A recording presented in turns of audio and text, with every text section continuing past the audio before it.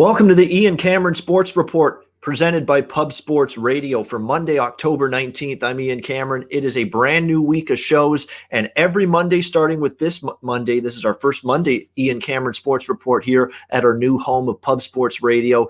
We're going to be recapping the football weekend that was NFL and college football. Let's start with the NFL from yesterday, some key results that we'll look back on. Let's start with the New England Patriots. How about them? They were favored by more than a touchdown yesterday. They end up losing to the Denver Broncos 18-12. New England, a team that has had their schedule completely altered by the coronavirus pandemic. They have had a situation where they had been off for a while. They had been battling cluster injuries on the offensive line, and all of that showed up yesterday. The lack of, rhythm playing, the lack of an offensive line with continuity, and you could see it in the offense. Cam Newton struggled for most of that game. The offense really wasn't able to get a whole lot going, and the Denver Broncos, they didn't have to do a whole lot, and Drew Lock didn't have to do a whole lot in his return as the starting quarterback, but the Broncos did enough, winning outright 18-12 as underdogs. In fact, underdogs, a profitable day, ATS, for underdogs yesterday in NFL action. One of them, though, wasn't the Cleveland Browns. They get bombed 38-7 by the Pittsburgh Steelers. Easy win and cover if you laid the points with the Steelers. Unfortunately for me, I had the over in that game thinking Cleveland could do something offensively. How silly of me to think Baker Mayfield, could navigate his way through a good defense on the road. And sure enough, that is exactly what he struggled with. Interceptions, turnovers. The offensive line didn't help him a whole lot. He was under constant pressure throughout the game, made a couple of big mistakes, and the game just got completely away from the Cleveland Browns. And this Cleveland defense now is lit up once again. This is now multiple weeks in a row. Even in the win against the Colts last week, they gave up some big plays in the passing game to Phillip Rivers. You can't be liking what you're seeing from the Browns defense right now. Not much of a ability to stop the run or the pass unless they get Myles Garrett going. And other than that, their secondary's injury-riddled, and Ben Roethlisberger picked it apart yesterday. There's issues for Cleveland on both sides of the ball. Baker Mayfield dealing with rib injuries. I think that impacted his performance yesterday, but the fact remains he still didn't play well. And the Steelers continue to show the Cleveland Browns that Pittsburgh is a house of horrors for them. They have not won in Pittsburgh since 2003, 17 years ago. It has just been impossible for the Browns to win in Pittsburgh, and it ended up being more of the same yesterday. The Minnesota Vikings and Kirk Cousins, and I said this on Twitter yesterday, you know what, Kirk Cousins? You could just stay in the tunnel after halftime and not even come out. Stay in the locker room and hide and, crawl under the table or crawl in the fetal position and suck your thumb for all I care. That was abysmal. That was embarrassing quarterback play, especially in the first half from Kirk Cousins. I know he played modestly better in the second half, but he sunk his team. He put them in the hole in the first half. 3 interceptions, quarterback rating of not even 50. You know how bad it is in 2020 NFL to not even have an average quarterback rating in a game in a season where we're seeing scoring like never before, in a season where defenses and tackling have been consistently one step behind all throughout the early part of this season.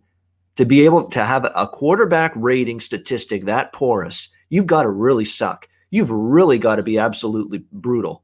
And we saw that yesterday pretty much from Kirk Cousins as the Atlanta Falcons, once again, just like the Houston Texans did, the first game with the new head coach after your coach gets fired, there's a little uptick in urgency, focus, trying to do a little bit more.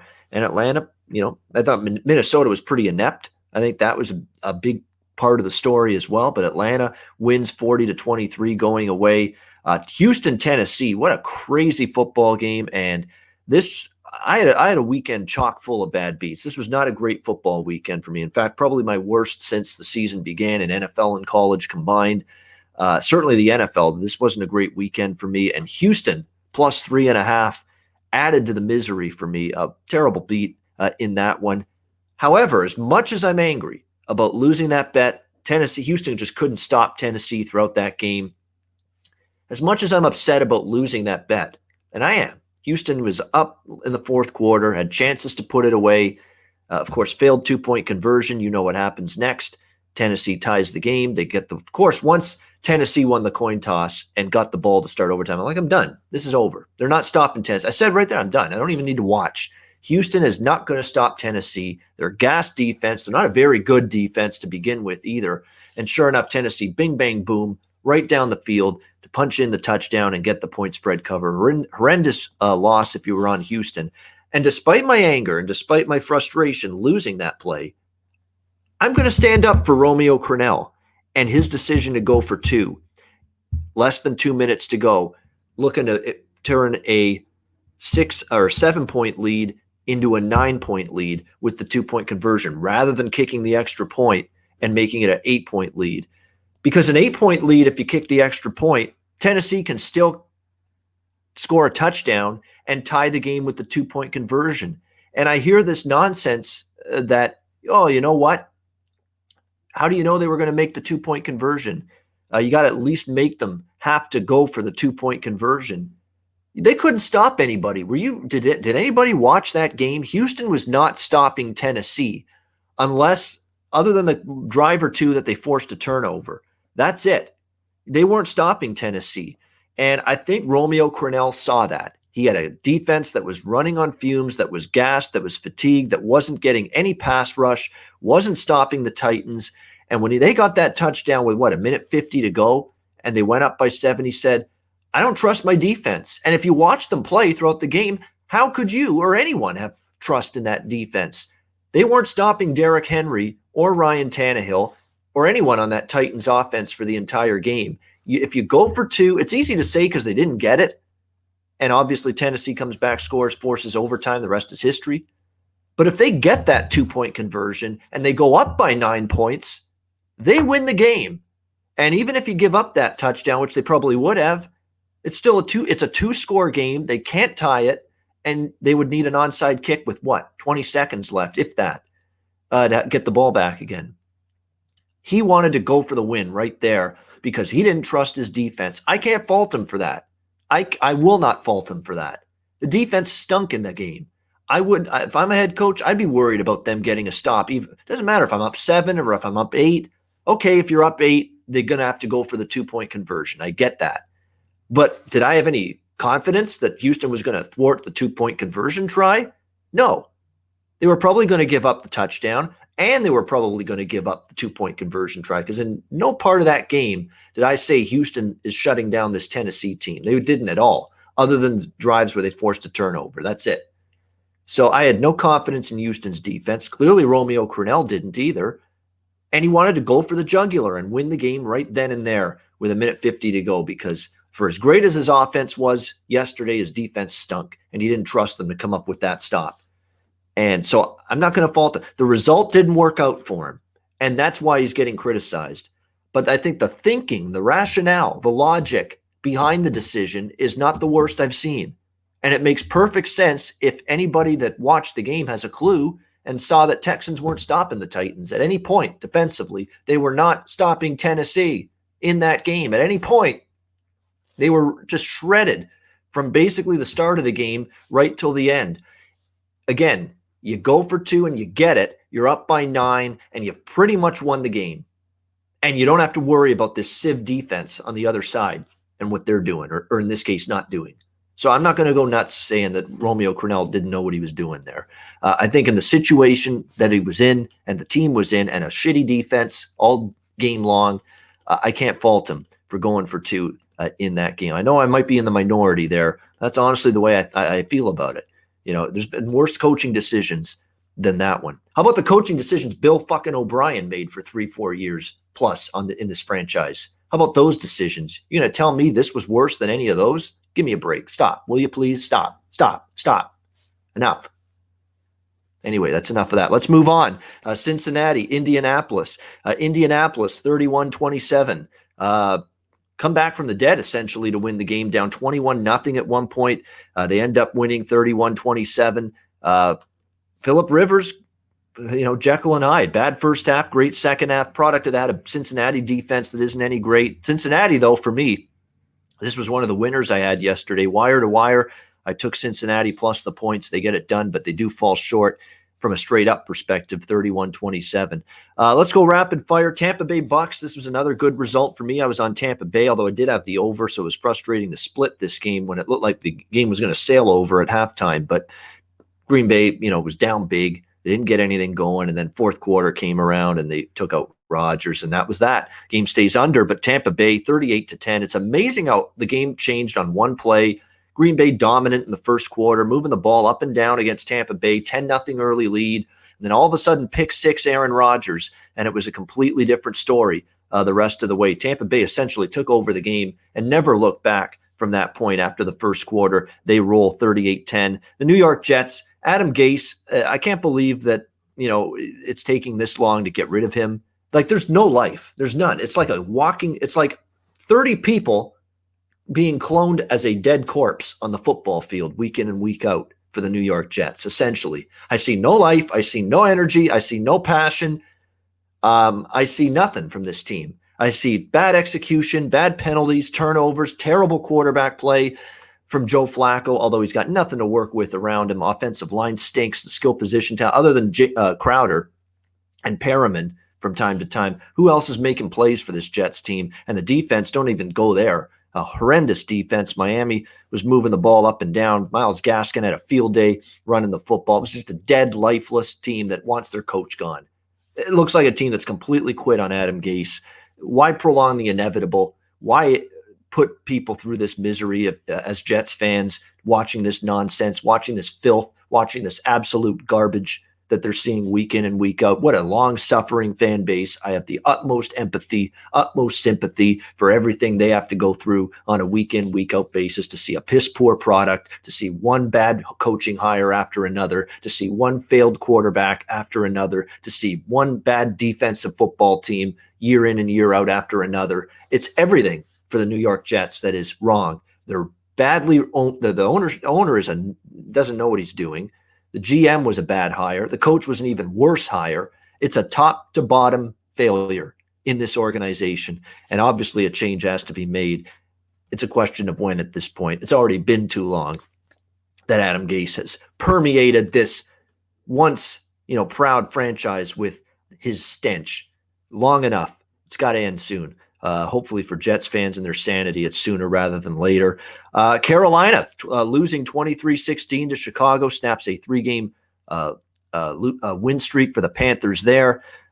We've got Detroit beating up on Jacksonville. It tells you how bad Jacksonville is right now. The Lions, who are not exactly trustworthy as road favorites all the time, they go into Jacksonville and roll up a 34-16 win in that game. And if you had Baltimore yesterday, laying, 7.5 to as high as 9.5 when the game kicked off. Whatever number you got, 22-6 for Philadelphia in the fourth quarter to turn around what was a complete romp, 24-6 for Baltimore going into the fourth quarter, 22-6 Philly in the fourth quarter, and they get a late touchdown to make it a 2-point game, and then maybe one of the worst play calls I've seen on a 2-point conversion try from Doug Peterson and the Eagles as they attempt to tie that game. You got two guys colliding into one. It was a shit show. It was ridiculous. The play call was brutal too, but talk about all that work to come back if you're the Eagles. It tells you all you need to know about the Eagles and their season in a nutshell, still at one win on the year.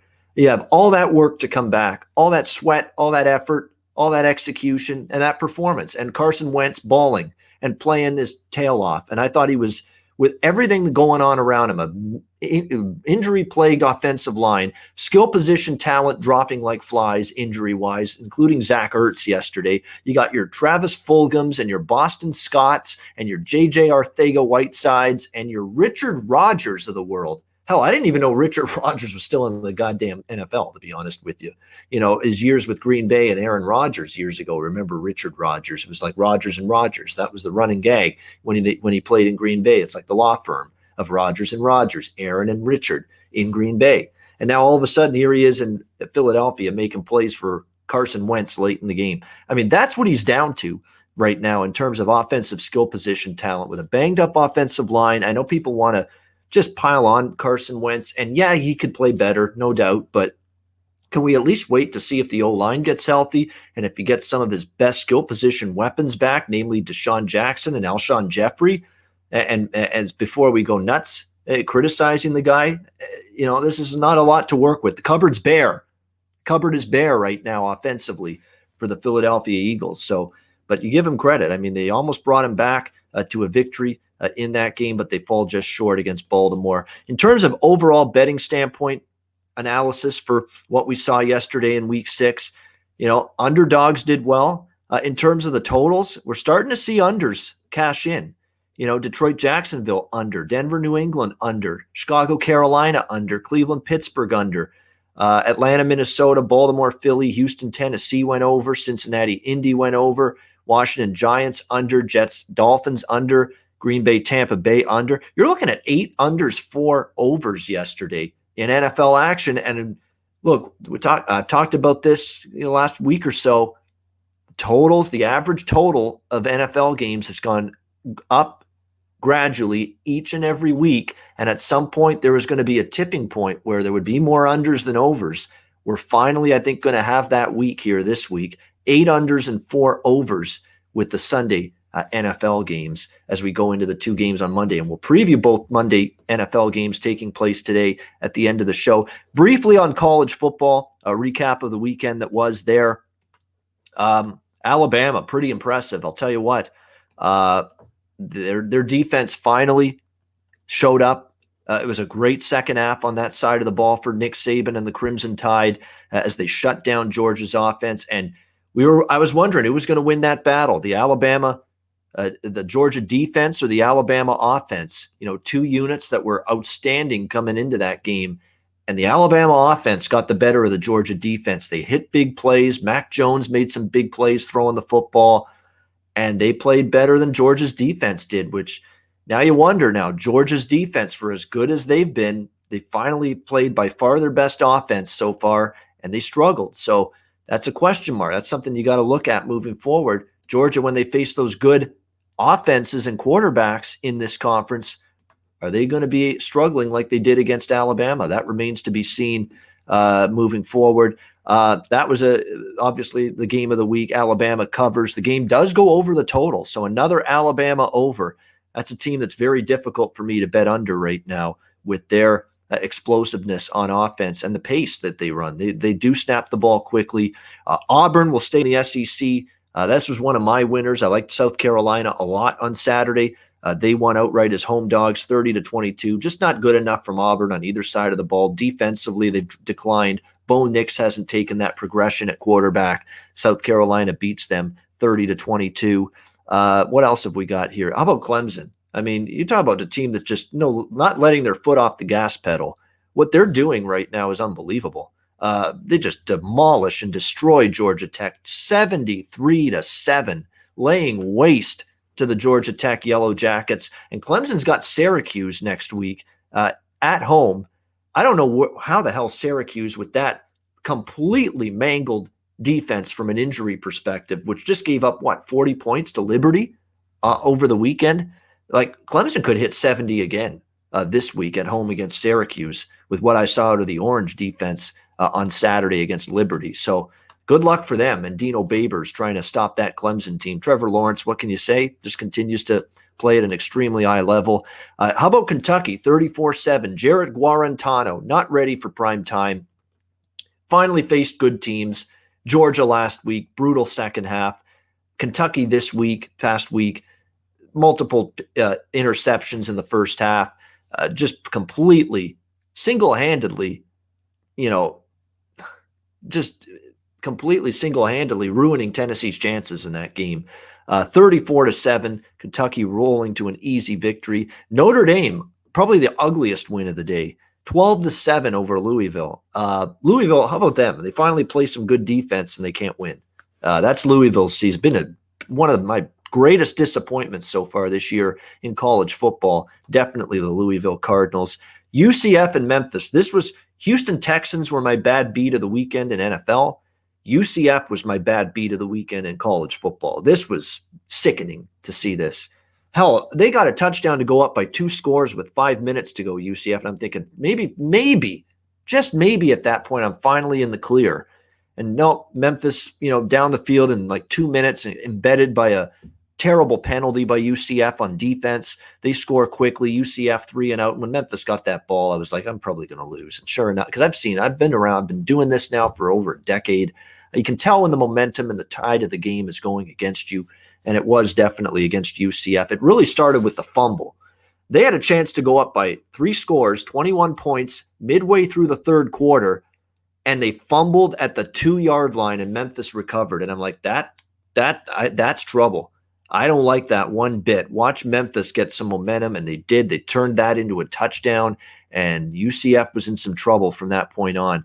And sure enough, they did. They turned it into a comeback win against UCF. The game flies over the total. Thank goodness I had a bet on the over as well. Minimized the damage thanks to betting the game, which flew well over the total of 76. The Mike Leach woes continue. 28-14, they lose against Texas A&M. They got Texas A&M in a little bit of a bad spot. Didn't matter. Mississippi State in a world of hurt right now. The struggles continue. They lose 28-14 to Texas A&M. North Carolina, not the elite team we thought they were. They lose outright as, 2 touchdown favorites just about on the road to Florida State, 31-28. I mean, just a game filled with mistakes by North Carolina. Penalties, turnovers. Sam Howell wasn't great. The defense got ripped apart by Florida State, and drop passes plaguing them on the drive that could have tied the game or won it for them, including on 4th down, was right in the receiver's hands, dropped it. Just a brutal loss for North Carolina, and clearly a little bit of an overvalued team. Not quite maybe what they were cracked up to be. They lose outright 31-28 against Florida State. Watch out for Florida State, though. They covered against Notre Dame last week. Now they won outright against North Carolina. Mike Norvell can coach. We saw what he did at Memphis. He's going to have Florida State on the upward trajectory sooner rather than later. I still think that was a good hire. It's not gotten off to a great start, but the last 2 weeks, better from Florida State. And it's better for Florida State just because James Blackman has got his ass pinned to the bench finally. That guy couldn't play quarterback. Thank goodness they're going with Jordan Travis now. He's better than Blackman. Anybody would be better than Blackman at this point. And it's going to help Florida State moving forward. So there's your NFL and college football recap for the weekend. Let's go to the 2 games that are really the only 2 games in sports today. They're both in the NFL. Monday NFL doubleheader, starting with the rescheduled game for today. It's supposed to be played last Thursday night. It's being played this afternoon. Kansas City Chiefs, Buffalo Bills. Kansas City 5.5-point road favorites. 54.5, 55 the total in this game. Really tough game. If this game had been played Thursday night last week, I would have made a strong case to bet Buffalo in this home underdog spot because Kansas City on a short week. But now you look at what's happened, and all these scheduling changes have really shafted the Buffalo Bills. They got the short end of the stick. I don't care what anybody says. They had to play Tennessee last Tuesday, and now you got to play Kansas City Monday, and on a shorter week where Kansas City now has got the greater amount of rest time and prep time, having played last Sunday. And another thing that bothers me too for the Bills is they got Kansas City off a loss against the Las Vegas Raiders, their first loss of the season. Kansas City is going to want to bounce back. No question about that. But again, the defense, which coming into that last week was starting to play really good for Kansas City, they reverted back into the defense that, early in Mahomes' career with the Chiefs, the defense that wasn't getting stops consistently. That's a concern if you're going to lay 5.5 here against an explosive Bills offense led by Josh Allen, who has been one of the best quarterbacks in the NFL this year. I know he didn't have the greatest game against Tennessee, but the whole team had a rough game last week, the first loss of the year for the Bills. But he's going to have John Brown back. You put him with Gabe Davis, the rookie out of UCF, and Cole Beasley, and of course Stephon Diggs.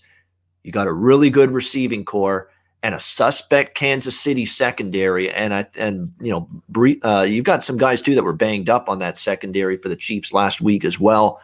That could be a day where the receivers of the Bills have a big day. But what's been Buffalo's issue? It's been their defense. I can't put a finger on it. It's still Leslie Frazier, the defensive coordinator. It's still the same scheme. It's largely the same group of core players. What is the problem with Buffalo's defense? I'll tell you what the problem is. Where's the pass rush?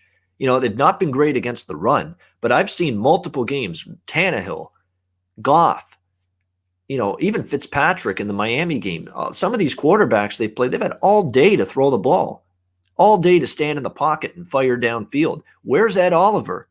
Where's Jerry Hughes? Where are your pass rushers? They've not been the impact players they need to be for this Buffalo Bills defense. If they have any chance of winning this game and or covering this number, that pass rush has to get there against a Super Bowl MVP caliber quarterback like Patrick Mahomes. And if it doesn't, they're going to be in trouble. I don't have a strong opinion. It's really tough. I think if you got Kansas City 3.5, that's a good line, good price, good spot with them off a loss. But I don't want to lay 5.5, 6 with them now. In fact, at the current number, I lean Buffalo slightly. But I don't trust their defense. Small little bet on the over for me at 54.5, 55. There is going to be some weather in terms of rain. It's going to be damp, dreary, and wet in Buffalo. Light showers, but not much wind. And that's the bigger factor when it comes to totals and games staying under. It's the wind causing it, not so much the rain. And it's not going to be a windy day in Buffalo today. So I still trust both offenses. I lean to the over. It's a high number. Going to get a wet football. You worry about turnovers and ball security, but small play on the over. Nothing substantial. I do have a bigger totals bet on this next game, the official, regularly scheduled Monday Night Football game, Arizona-Dallas. We've got Dallas pick'em -1 in this game, 55 the total. I think Dallas's offense, personally, is Dak Prescott going to be able to make the big explosive plays, or is Andy Dalton, rather, going to be able to make the big explosive plays that Dak Prescott could? Probably not. But for all the people saying, oh, now it's Andy Dalton now, look out, not going to be the same Dallas offense. I think they'll run the ball more. I think they'll be a little bit more methodical on offense. I think there's going to be more of a dink and dunk, short to intermediate passing offense with Dalton. But don't think for a second Dalton can't go in there and move the ball and have success.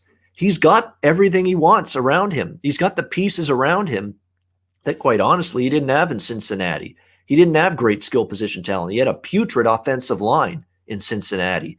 Here in Dallas, he's got a better offensive line. He's got a much better running back, a great group of wide receivers, way deeper at receiver than anything Cincinnati had when you talk about Michael Gallup and CeeDee Lamb and Amari Cooper. I mean, this is a loaded receiving core. I think they're going to be able to make plays, and Arizona's defense is not a defense I trust. I know they shut down the Jets, held them to 10 points last week in their last game, but before that, I saw Teddy Bridgewater and Carolina carve up Arizona's defense. I've seen Detroit and Matt Stafford chew up Arizona's defense. It's not been a great stop unit, and they've lost Chandler Jones, one of their best pass rushers, to injury, out indefinitely. That's trouble against this Dallas team. I think they'll move the ball, but I also think Arizona's going to move the ball. I mean, Kyler Murray, I know he's had some shaky games, but against a bottom-tier defense that can't get stops, that still played with injuries on all three levels, especially the secondary, which is still a mash unit, he's going to make plays. And to think of that Dallas secondary, which has blown coverages left and right, has been one of the worst pass defenses in the NFL so far this season, having to match up against DeAndre Hopkins, Christian Kirk, and Andy Isabella, who I think are a great trio at receiver for Arizona. Good luck with that if you're Dallas. Good luck with trying to stop this team, because Arizona can throw the football. They've got the weapons at receiver for Kyler Murray to pick apart Dallas. And if I'm not mistaken, Kyler Murray's a Texas guy as well. He's from that state. So you think he'll be fired up for Monday Night Football in Big D in Jerry World tonight at AT&T Stadium? I think he will. No doubt about it. This game probably has shootout written all over it. The one issue is it's a high number. I get it, 55. And I don't think Dallas is going to be the quick strike, explosive offense quite like they were with Dak Prescott now that they're with Andy Dalton. But they're going to move the ball, and I think Arizona will as well. And again, Dallas 4-1 to the over this season in their 5 games, and each of the last 4 Dallas games have had 69 or more points. And all we need here is high 50s or low 60s even to get over the total. I think it can get there. 28, can both teams get to 28? That'll get you over the total. Or 31-28, 31-27. Even 31-24 is a push, worst case scenario in terms of the total here. And for those of you that might get scared of betting over these high totals in the NFL, it's worth noting that over the last 5 seasons since 2016, totals of 55 or higher in the NFL, and both games today fit this profile.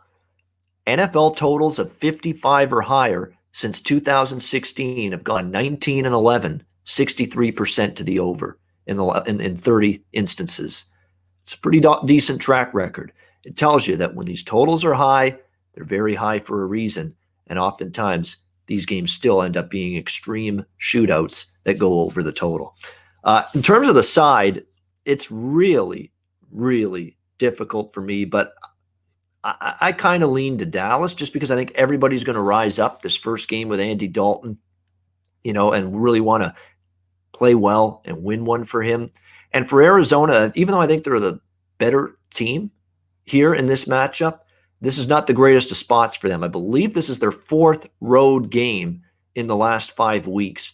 That's definitely something that concerns me a little bit for Arizona going into this game, plus their defense, which is, again, if I'm going to take you on the road in a pick 'em price range, I got to be able to trust your defense to play well, get stops.